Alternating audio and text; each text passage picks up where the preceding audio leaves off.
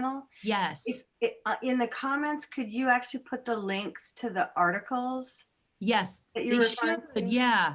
Okay. We talked about that. Thank Okay. you for that. That was something I thought had been done. So we are recording officially. This is Ace Dog Sports, and I'm Sandy Rogers, and this is my Pay What You Can learning. And I will have some learning that you can pay a lot for, but this learning, you can pay what you can. And I like to put the sign up that I am recording, just in case you can't hear me. And that we record them so that they can go up on the YouTube channel. And that is also pay as you can learning. And the suggested donations are both listed on my website, which is acedogsports.com for PayPal, or you could contact me on Facebook or at Sandy at acedogsports.com and get my home address if you'd like to mail a check. So this week's topic, I think what I'll do before I screen share and look at the article with you guys, did anybody have any questions about the topic? Kristen and I did a lesson yesterday and I said, show up tomorrow night because we're going to talk about that because I'm here. She's somebody that's new, not totally brand new, but she's okay. Pretty close. Pretty close. And she's, you know, found the beauty of online learning and is exploring. And, you know, that's good stuff. I told her back in the day, when it was just, you know, Nancy Guys and I and Sharon Freilich and Rachel Sanders. And, you know, we didn't have to worry about students going out into the world and getting confused. We had a monopoly on this thing. And so when online teaching kind of blew up and smart, wonderful, talented trainers started improving lots of things, we all thought it might be a good time to retire. But I have embraced it. And I've learned a lot. And we are so lucky to have so many extraordinary people dedicated to this craft. And I want to help folks wade through the information for the sake of the dogs. Because I see some dogs that get caught in the crossfires of systems. So that's what I want to explore. But we have time. And if there's that's like one aspect of that. Is there another aspect of that kettle of fish that anybody would like me to go into? Or any thoughts on it? Does anybody want to share what their experience has been? Can you hear me? Yeah. I was just kind of curious, how many of these systems are possibly even out there?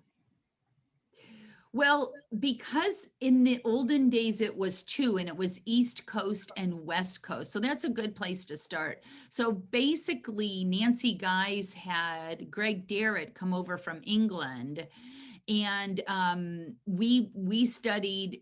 I mean, Nancy and I taught, and Sharon Nelson taught, and there were lots of us teaching and learning together. But, you know, somebody got the bright idea that it was, let's import. And the English were ahead of us. I mean, they were ahead of us with the sport. And then on the East Coast, Linda Mecklenburg, in my opinion, based on my personal experience, was really refining a system of communication is what I consider to be. She was taking things to the next level. So what's cool for me is I was competing at a national level. So I got to see the results of these systems. And you guys, and so then after that, One Mind came along. Now we have Shape Up. Susan Garrett has evolved her programs over the years. And those are people that I would say have systems. You study with them, and they can tell you why they do everything that they do. And the communication is built on foundation skills. The course handling is built on core foundation principles that the dog understands. What I have found is that, yeah, question? What I have found is that there are lots, I've heard this a lot. I've heard this advised a lot by other competitors and some other instructors, where what the advice has been is go learn, go to the programs, take the online class, go to the seminar, go learn, and then try the stuff out on your dog and see what works for you. If you've, so I'm going to, we've got the chat open, and I like to keep people awake by making them wiggle their fingers. So if you've heard that phrase, just go find what works for your dog and do that, because that will be the right thing. Yeah. Have you heard that? You can wave at me. Cindy's got some years, some training experience, and she's either experienced or seen how well that works. So you guys, in my mind's eye, it would be the equivalent of saying, I'm going to go live in Germany for a few years, and I'm going to learn German. And while you're learning German, finding certain phrases that are difficult to learn, or don't roll off your tongue so well, or don't resonate with you. So you're going to do those phrases or that type of communication. Maybe you're going to choose to use your profanity in French because it sounds better and easier to learn. So then you're going to learn how to, when you do your public speaking, you're going to do a little bit of Italian, because you like the way you use your hands when you do public speaking, and that resonates better with Italian, the language of Italian, than it does with German. Do you see where I'm going? If you look at the systems as a language that we are expecting another species to learn, wavering around and jumping around can be very, very confusing. And you would need a very special audience to communicate with you, that you could actually use different languages and get your point across. So the thing of it is that some of the systems that are out there have some of the same foundations as other systems. My experience has been, even with some of my higher level students, that they can't recognize what those foundation skills. And when you sign up for a webinar or a seminar and you're signing up as a certain level, that's the hard part about online teaching. And in my new program, I've said the way I'm approaching online teaching is to say, I don't know you, and here are the things that you should take into consideration if it's within your bandwidth. Because when you're new to something, I mean, yeah, you might be a prodigy, or what I've learned in agility, you guys, I've worked with people that have no dog training skills, literally have no dog training skills, but they're quick to pick up the dog training skills that I teach, seem to make sense to them. And they're athletes, and they know how to look at a ball and move in a direction, and they know how to change direction and rotate. They know how to accelerate and decel and control themselves, and they pick up agility like that. So there's, there's strengths and weaknesses. That's why my, after the pre-agility comes out very soon, my two favorite words, and the next one that I've already started is 3 hats, so that we're always looking at you as a competitor, strengths and weaknesses, a handler, physical handler, able to handle strengths and weaknesses, and then trainer, a dog trainer, strengths and weaknesses. This is the cool thing about agility. And so when you take a class, you know, a weave pull class, a contact class, whatever, that instructor doesn't know each individual student's bandwidth of what they can absorb, what they can comprehend. So what happens to me as an instructor is my keen students, it's always the keen ones, and my instructors, when I had them, would go to, you know, there'd be this interesting thing. It's interesting. It looks fun.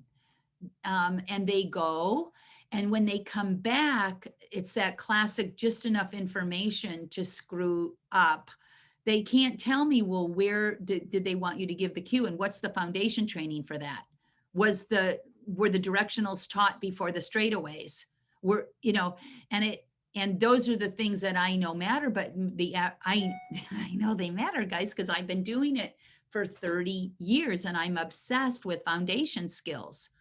And partly because I have an obedience background where foundation skills, sometimes in agility, we can really get away with bloody murder because we can yell and clap and wave and block the dog and push them and pull them. And I mean, it's way different than obedience, when your job is to stand there still and say one thing and have the dog comprehend actually quite a bit. So now I've gone down that little, so there are, I don't know, maybe 6 really concrete systems, Amy, that I know about. I don't, was that your question? Sort of like, how many actually are there? Yes, thank you. Okay. I have a question about, so again, I'm the super newbie here, and I have been, just kind of gorging on all these systems, and now I'm like almost paralyzed with not sure what way to go. So happily, Sandy is helping me guide me through all this.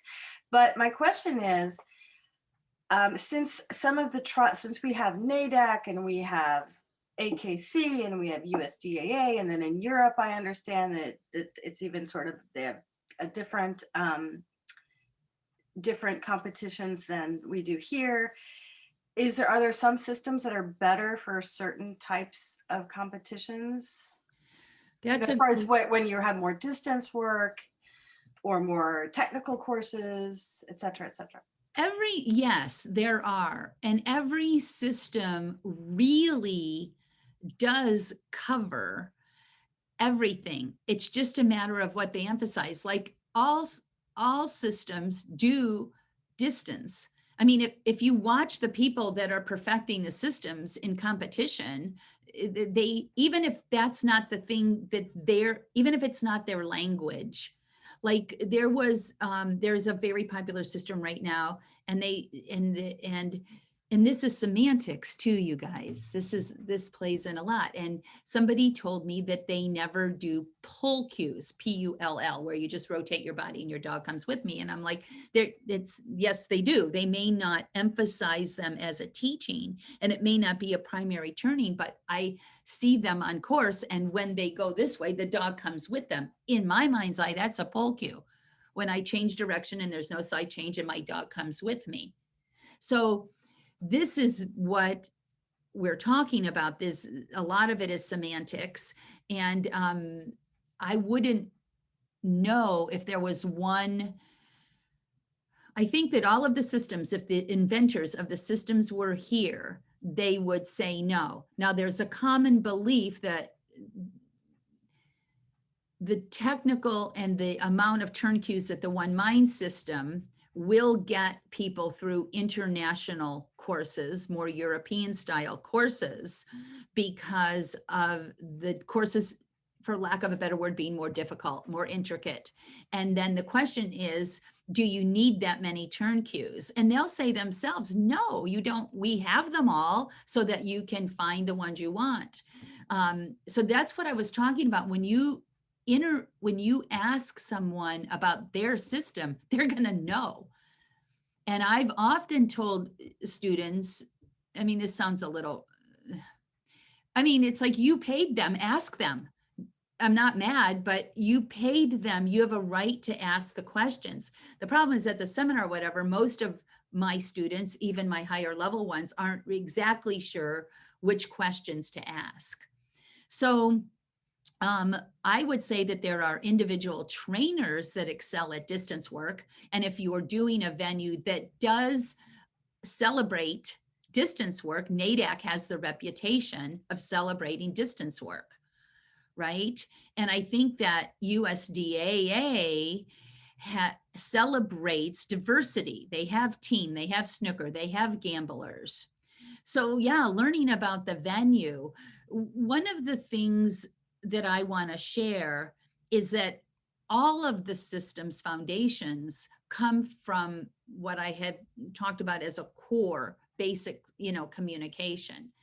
And so the problem is that if you're not studying it in depthly, the foundation of it, you can't really understand it.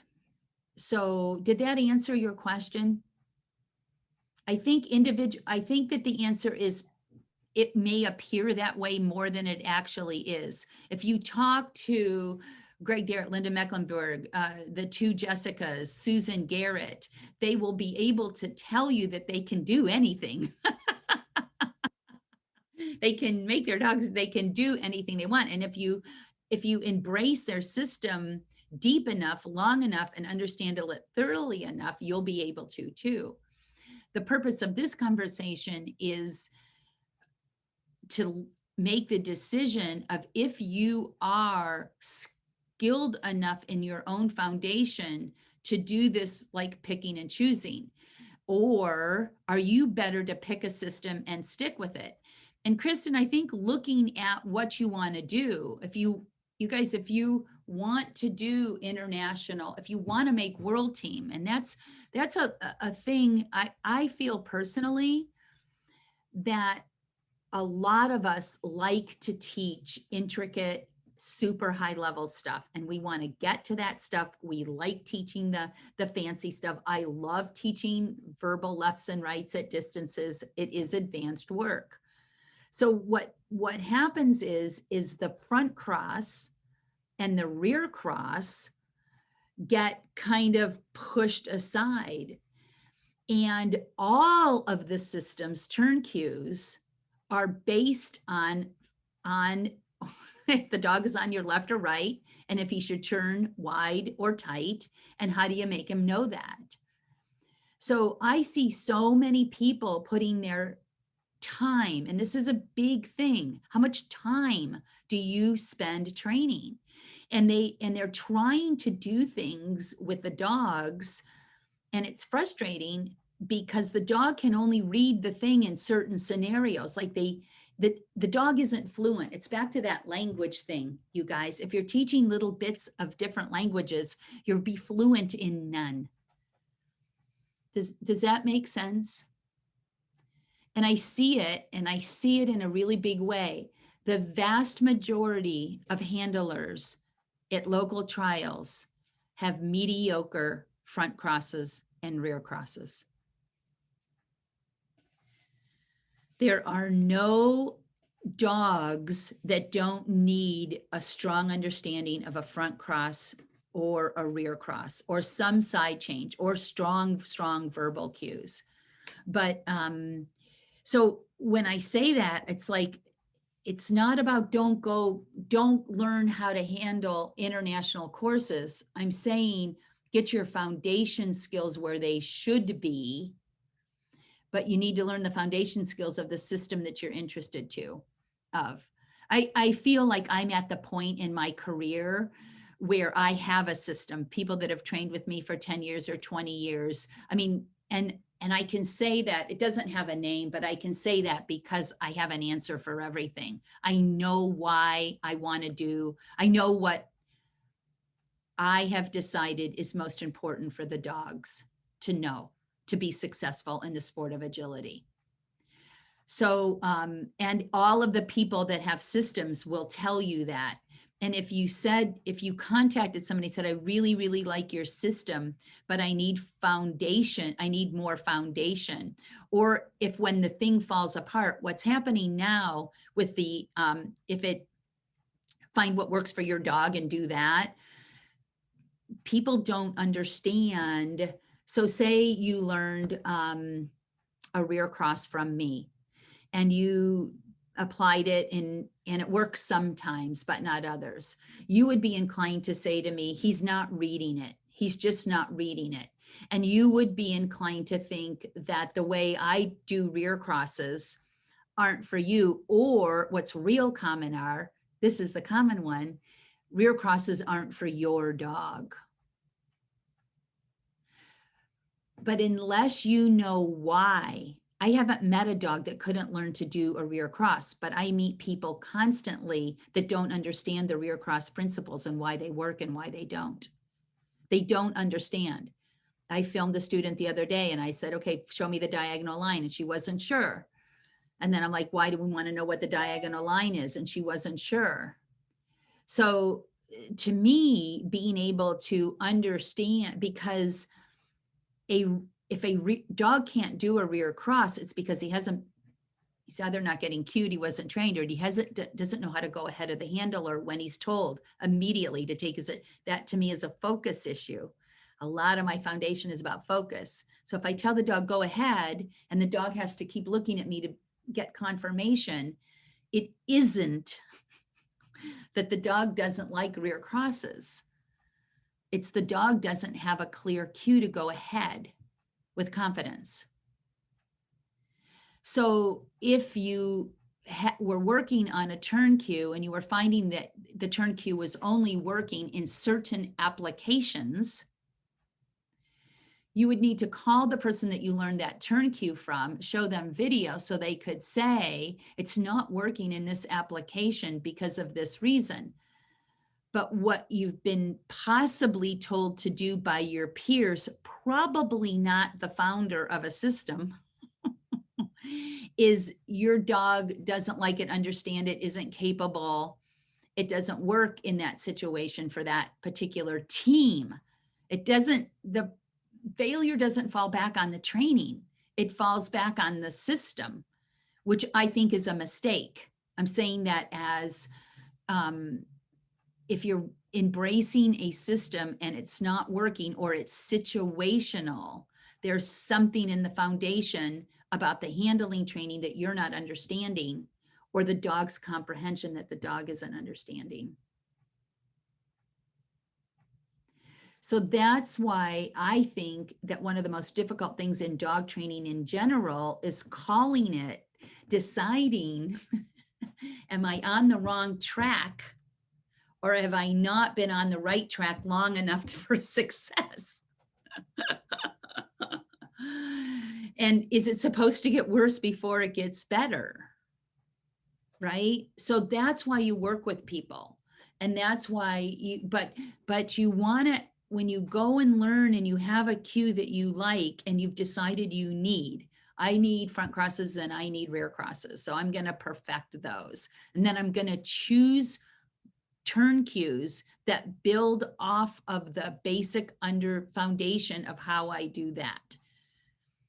Okay, let's go to the article and we'll see if the article brought up anything. And I want you guys to ask me questions. I don't want to bore you because there's other aspects to this. Weather would like to use my current location? No. That didn't work, did it? Oh, I got to get rid of Zoom. This always scares me just a little tiny bit. Okay, we did it. And I like the cooking analogy as well as the, I use analogies a lot. They help me understand things, and the cooking analogy works here too. A brilliant cook can ad lib because they know those foundation ingredients. So this was a very fun article for me to write, going back down memory lane. And, you know, when that whole call off thing, people would call off, you know, their dog would be heady because they sent them. We know that now, but it would just be, we were just point and shoot, man. I mean, I remember Martha Hoffman in Nancy Guys's yard going, look, I could just twizzle in front of the poles and have the dog on my other side. And we're like, oh, a Martha Hoffman pirouette. And it was like, that was a front cross. I mean, I go way back. We thought we invented it. So those call-offs, I mean, we would just cheer like, yay. I've got somebody in the, oh, I hope we got her in. Somebody was in the waiting room. And then I remember somebody going, well, that's sad, you know, that poor dog didn't know where he was going. And we're like, we just throw him over the obstacle and call him back to, you know, and then it all changed. It all changed for me, at least, where people started saying, we got to learn how to put on the brakes. We got to learn how to turn the steering wheel and learn how to be better drivers. So at the time I wrote this article, there wasn't, One Mind and J&J and Shape Up, or I would have talked to those, but I'm kind of glad looking back at it, that it was just the two, and it was the two that were in our country. And I think that I have what I'm sharing with you tonight because their systems were very, very core different. That's the first thing you need to know. I mean, from the which way to face on a lead out, which arm to use, and what people want to do with systems is they want to debate why one system is better than another. Now, the cool thing about Greg and Linda, and this is the proof, they both had students over decades winning at the top. So my old trainer used to say the proof is in the pudding. So to me, there's no argument. You cannot argue whose system is better. What you can argue is who put the work in. And it drives me nuts to go to a trial and have people point out a dog with mediocre training and a system being criticized. See, those turns don't work. See, that dog didn't understand. The dog didn't. Linda and Greg together proved that if the dog understands the foundation, the dog understands the cues. In the article, Linda says, and I read this a couple of times.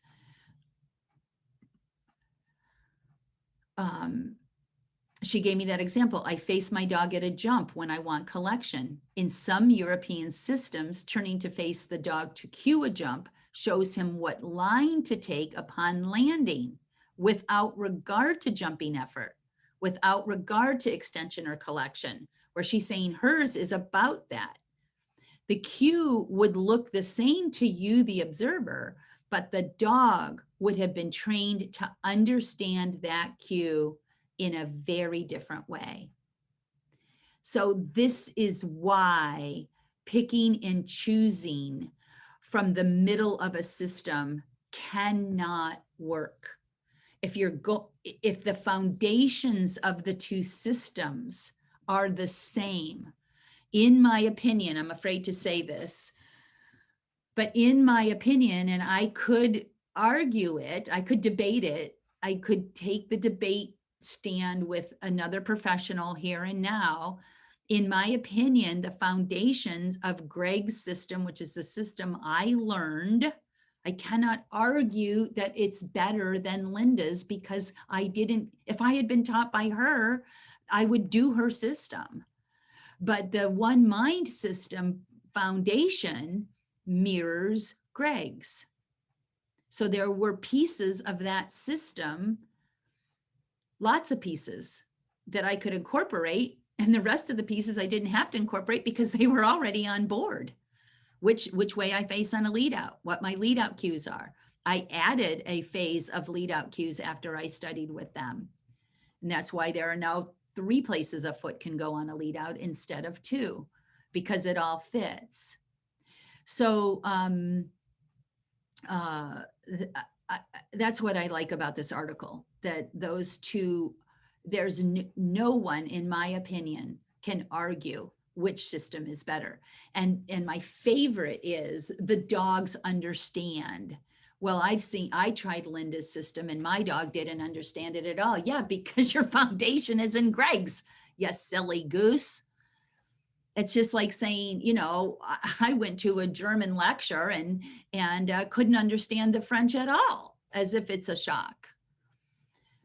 So I wanted to go, let's see, if you're training on your own, there's a whole lot of that. I don't know that any of you are. Oh, the part about the instructors, this is another tricky thing, because I have been the instructor. I can remember, I love this story. I'm going to tell it real quick. I trained with Nancy Guys for years and years and years, and she imported people all the time. So she developed a wonderful system based on foundations from what she learned from other people. And I was right there with her, and I'm so grateful for that. And one day I went to my own class. I went and took classes from her. And she said, you know, I've learned this and it makes sense to me for these reasons. And I think we should do it. And it was a little bit contradictory. And I'm like, I think that's a little contradictory. And she said, I can see why you think that. But if we apply this and this understanding, it can fit. And if we mind this and this rule, and if we take care not to confuse our dogs on this particular issue, we can make it fit. So I said, Nancy, I can't go back to my students and just say, oh, okay, all that stuff I've said for the last 2 years is off the table now. And now we're going to do something that I've said never, never, never do. She looked me dead in the eye and she said, Rogers, evolve or stagnate. And I said, okay. And what we did is we broke down the things about that new thing that we were concerned would jeopardize comprehension for our dogs. We morphed the language. So we were able to, I don't remember what it was, you guys, but we were able, it was probably a hand change over a SERP or a foot rotation or not on a threadle, things that were, you know, holy grail in our system. But if we're going to evolve, we do have to say, if I say this to my dog, if I say, you travel in the direction my feet are going, by God, and then we say, except for when I bring up my offside arm, then I want you to come off of the line that I've set with my foot. We have to understand how we're going to communicate to the dog. We have to understand what we have made holy grail in the communication system with the dog before we can take liberties. And so when you're at a trial and somebody's like, well, just try this, just say no. I'll explore that in my training after I've had some time to think about it. So, and this is what I'm trying to say. Both of Greg and Linda's systems were designed for consistency.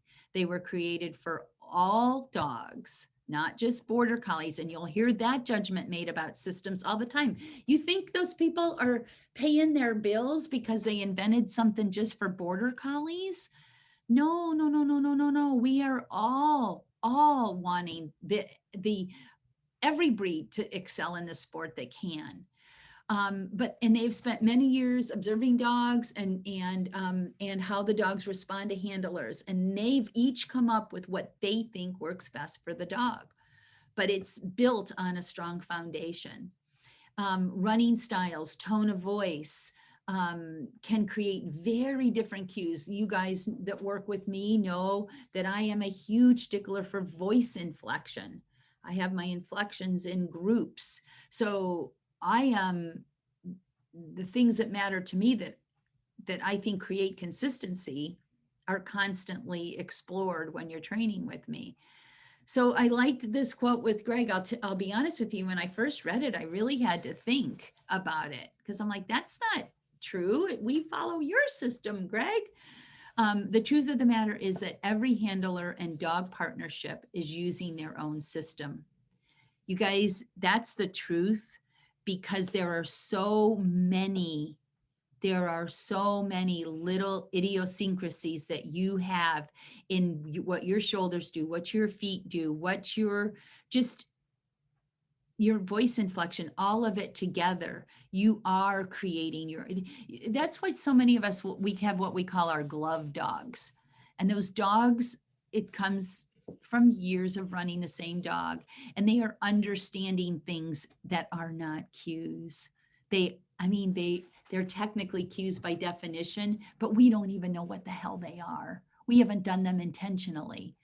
It's just like the keys in the shoes when it's time to go for a walk, or any other number of things. If you watch your dogs around your house, when they are putting 2 and 2 and 2 and 2 together, watch them, how smart they are. So, so the foundation and the training is one thing, but this developing your system is going to happen for better or for worse. So the main thing is to be consistent and to be able to tell somebody what you're doing and why you're doing it. When you work with me, I want to know why you chose that spot to lead out and why you chose that time to rotate. And whether or not you've given the dog a lane or not with a blind cross. We didn't do blind crosses for years. And I heard somebody talking recently saying, see, everybody was afraid of blind crosses and now everybody does them and it's no big deal. And it is a big deal. Everything we were afraid of about blind crosses is absolutely true. It's just not a reason to not do them anymore. What came from it is to learn how to do them properly and when to do them would risk confusing the dog. And we learned it because we're getting smarter. Okay, I'm taking questions now, you guys, and we can go off. I'm on a particular route here about consistency and training and foundations, but you guys can take me someplace else on the topic. Like, what do you do if you're in your friend is doing this and you're training partners, or people you are into trying new things. When you throw something at me, you've got to have something on your mind. It can be a little, don't worry if it's on topic perfectly. Leela? Yeah. I work with Ashley Deacon, and I know you know him because he was part of ACE.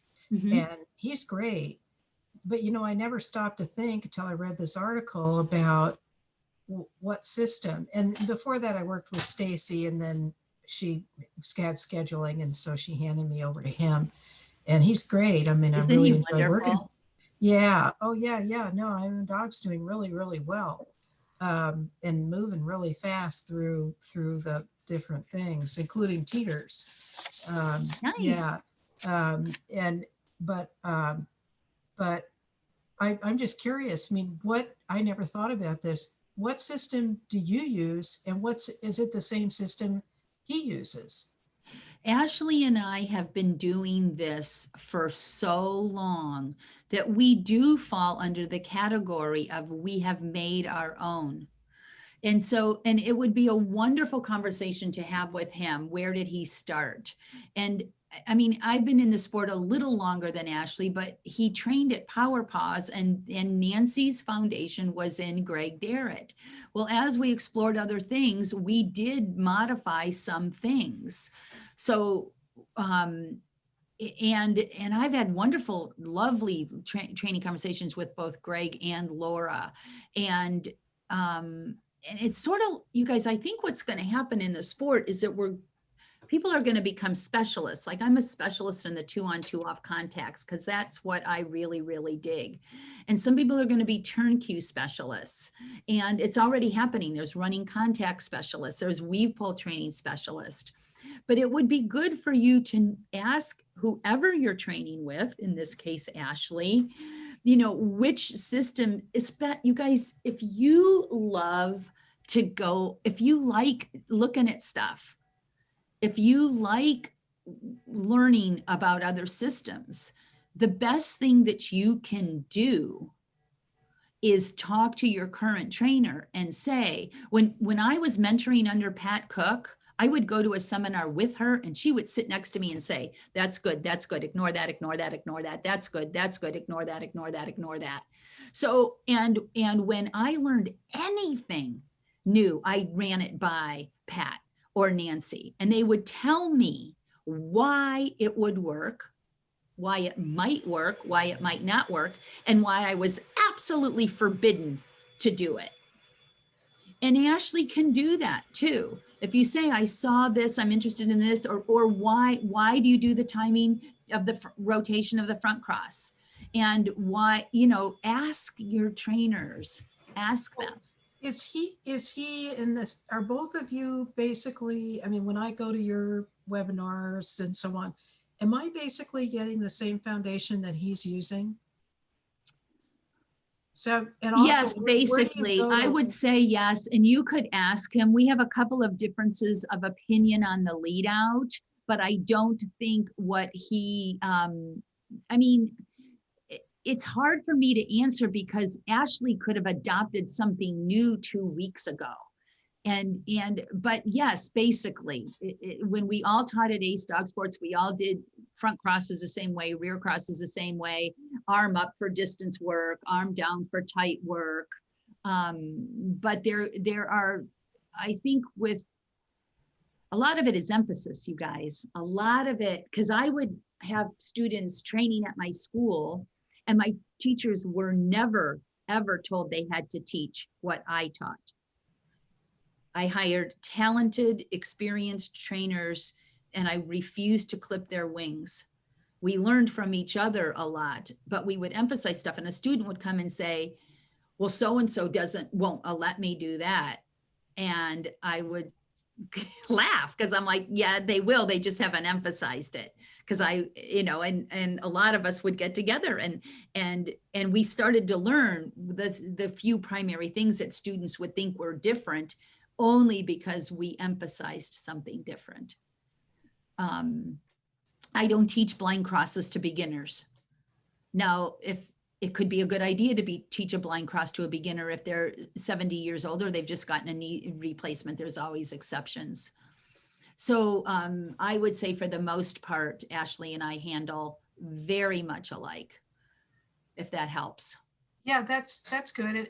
And is that system the Derritt system or it's your? As I said, if you said to me, do I do Greg Derritt's system? I would have to say no, because I have changed things enough that Greg would I've added blind crosses. I asked Greg, I interviewed him in Clean Run and said, will you ever put blind crosses into your program? And he said, never say never, but not right now. I don't know. So I don't think that either Ashley or I, with the level that we're at and the amount of teaching that we do, would say we would know what we would do for everything. But there's been enough combined now. We have done what I'm telling you not to do. We have combined things. I hope that helps, but you should talk to him. Because because the stuff that we've morphed, it wouldn't, like if somebody said, Greg's box drills is fabulous. I do timing and position a little bit different as I got older. So that's why I'm on the verge of having my own system. I like the way I do things. Did that help? Yeah, I think I get it. No, I get it, but you do wonder sometimes. It's like, okay, well, I'm going to this agility class once a week. Or in his case, I just go to a private lesson with him for an hour every week. And then I'm listening to Sandy, and you sort of wonder, is this the same or is it really different? And if it's different, how different? And know, that is the beauty of this conversation right there. And it's listening hard and asking questions and then saying, Sandy, it sounded to me like you said that we should wait for the dog lands before we turn. And Ashley's telling me that I should turn before the dog takes a jump. And I could say, yeah, we disagree on that. Or I could say, oh, I'm sorry, I don't know what I said or what you heard, but that's not what I meant. I absolutely want you rotated before the dog takes the jump. And yeah. So if you know, I like it. What works best for me is when everybody just trains with me. you're a little far away from Oakland. And that's the problem. And people love the internet and it's a whole new ball game. So all I say, like I had somebody with a puppy lesson yesterday and she's like, she is taking another class with another trainer. I'm so glad she's in her hands. But we started talking about, you know, whether you teach the full circle around a stanchion first or the U around the first. And then I'm thinking, you know, how much does this matter? And I said, ask her if it matters to her. I've taught it both ways. The U turn around a stanchion before the hole, and I'm not seeing any big discrepancy right now. But we should all be able to have the damn discussion. We should, it shouldn't be, well, because I have had dozens of teachers tell me that, or students tell me that one of my teachers won't allow this, or they'll say Sandy won't allow that, and they're wrong. They've just misunderstood. They've just flat misunderstood. So asking those questions and being able to say, I sort of thought that you were saying this, and it's sort of what happens a lot is, and I've had Ashley call me and say, your students are saying that you do this, do you? And I'm like, yep, that's exactly what I meant. And I get the same call. Your students are insisting that you don't allow the hand to be up for distance work. Nope. I don't know what they're smoking after class, but nope, I want the hand up when we're doing distance work. So that's why the communication is so important. And it's not about right or wrong, you guys. It's about what we're trying to get the damn dog to understand. German isn't better than French. Italian isn't better than German. It's teaching somebody that wants to get fluent, that doesn't just want to know that you're mad no matter what you're saying. Nancy, are you trying to unmute? Nancy has trained with both Ashley and I. You could email her and I'm sure she would say that the basic handling is the same. I wasn't trying, but I don't know. My computer's acting weird. Okay. Yes, basically chain the same. You're right. Yeah. Anybody else? Come on.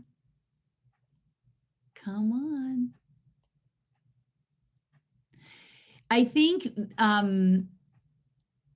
also when you're purchasing things online, there is some things that you can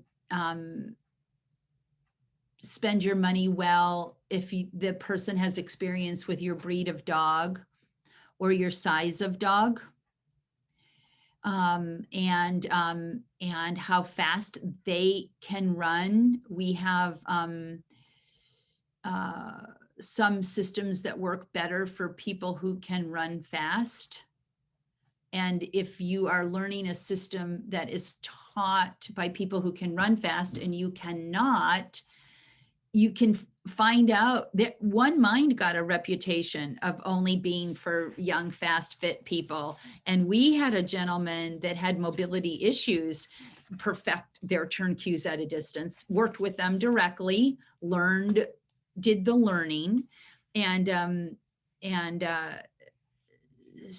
So that's what I'm talking about is talk to the people. He said, oh, I'd like to do your stuff, but I have to handle it at a distance. I said, you can do our stuff at a distance.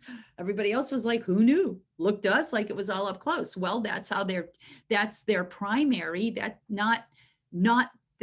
all that they're good at, right? I like distance handling, but I think I need both. I think I need to be able to do distance handling in order to be in position to do tight handling. I can't survive without both. Because I like to run dogs that are way faster than me. That's what I dig. Becky, question for me? Am I missing something I should touch on?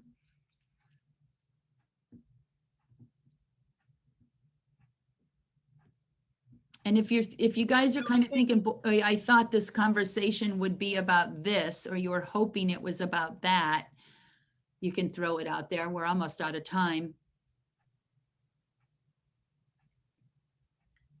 Well, this is hard, but are there any that you would recommend that we take a look at and others you would recommend against? No, I recommend me. Well, I'm there.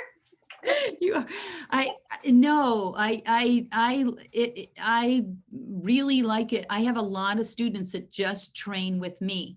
They're learning what I do, why I do. And a lot of people don't train with me because they're not interested in what and why. And I only work with people that care deeply about what and why, because I don't think you can be fluent or consistent if you don't understand. If it were up to me, people would be, I mean, we don't let surgeons operate until they do some classroom stuff. Lawyers have to go to law school. So I think that folks should have to do a lot more. You have to get a driver's license. You have to be able to have to get a dog training license, learn a few things about training.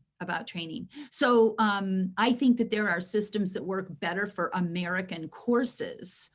And I think it would be easy to ask any system, if you're interested in NADAC, to say, do you think your system is the best one out there for NADAC? Or do you think your system, and talk to these people. We love talking about our systems. We can answer you.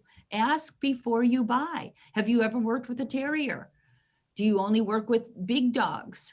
I like USDAA. Do you feel like your system is good for them?